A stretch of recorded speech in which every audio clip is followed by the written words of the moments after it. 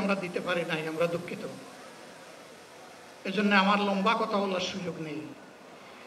যারা এখানে কথা বলেছেন তারা আমার মনের কথাগুলোই তুলে ধরেছেন।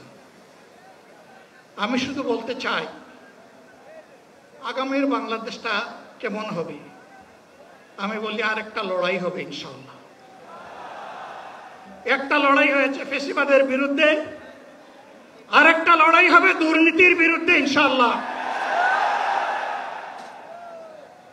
এই দুর্নীতির মূল উৎপাটন করার জন্য যা দরকার, আমরা তারুণ্য এবং যৌবনের শক্তিকে একত্রিত করে সেই লড়াইয়েও ইনশাআল্লাহ বিজয় লাভ করব।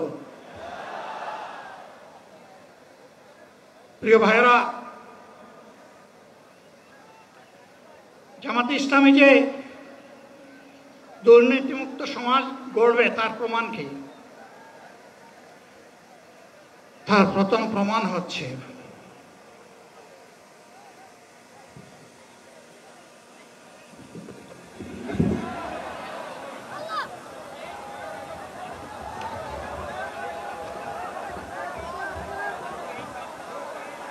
আপনারা অবস্থান করুন যার যে জায়গায়।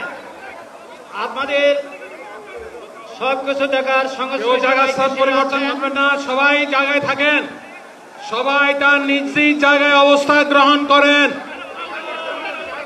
সবাই তার নিজ